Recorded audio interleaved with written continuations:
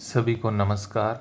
जो भी विद्यार्थी first grade, second grade, LDC इनकी तैयारी कर रहे हैं उनके लिए ये महत्वपूर्ण क्लास है। हम राजस्थान करंट जीके की क्लास हम रोज़ लेंगे और इस एग्ज़ाम में जो भी करंट से संबंधित प्रश्न पूछा जाएगा, चाहे वो भारत का करंट हो या राजस्थान का करंट हो, आप जितनी भी एग्ज़ाम की तैयारी कर रहे हो, चाहे विकास अधिकारी हो आपके पटवारी ग्राम सेवक के, या आपके मान लो और कोई वैकेंसी हो, जैसे मान लो पशु से संबंधित हो, पशु चिकित्सा से संबंधित हो, चतुर्थ श्रेणी हो, कोई भी वैकेंसी अभी वर्तमान में जो वैकेंसियाँ चल रही है उनमें आपका फर्स्ट ग्रेड है, सेकंड ग्रेड है, थर्ड ग्रेड और आपके सीईटी का आयोजन किया जाएगा। और इसी के साथ आपके एक जो बड़ी वैकेंसी है वो एलडीसी की वैकेंसी है, तो एलडीसी की परीक्षा का भी आयोजन होने वाला है।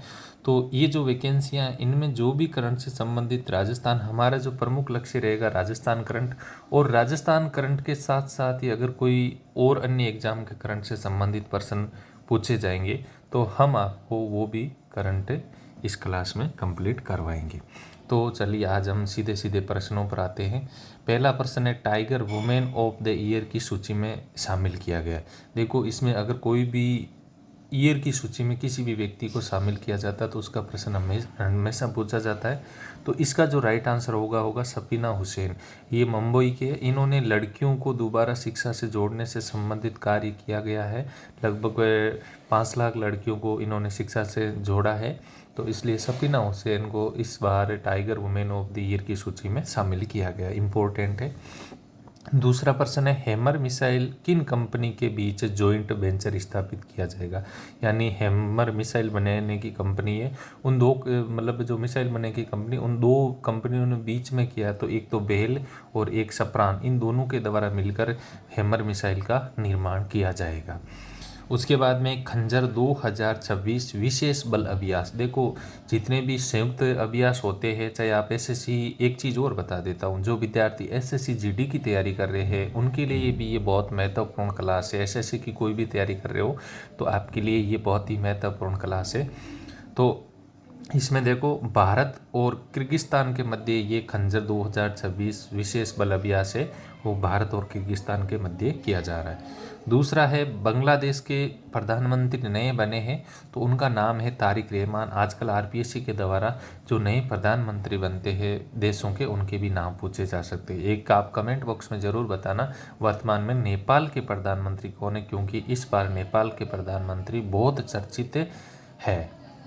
उसके बाद में, पहली राष्ट्रीय आतंकवादी विरोधी नीति किस शीर्षक से जारी की है। यानी भारत के द्वारा पहली राष्ट्रीय आतंकवादी विरोधी नीति लाई गई है, तो उसका जो मूल उद्देश्य शीर्षक है, वो शीर्षक आपके रखा गया है प्रहार। तो इसका राइट आंसर है प्रहार, याद रखें।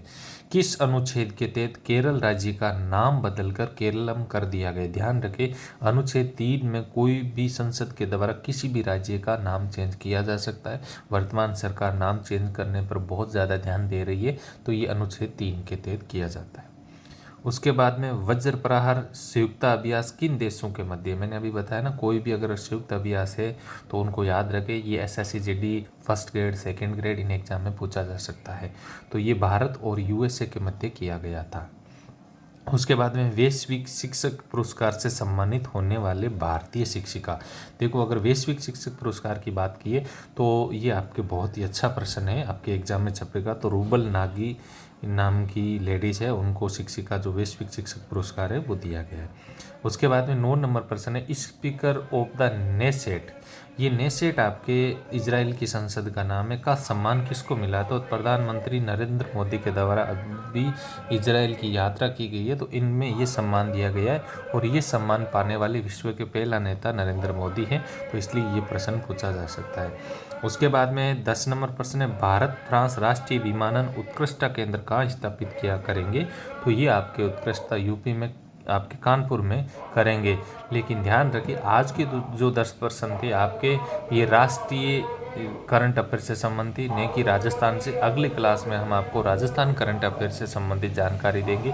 आज की क्लास आपको कैसी लगी, आप हमें कमेंट बॉक्स में ज़रूर बताइए। आपका समय खराब नहीं करते, आप अपनी पढ़ाई को जारी रखिए। धन्यवाद।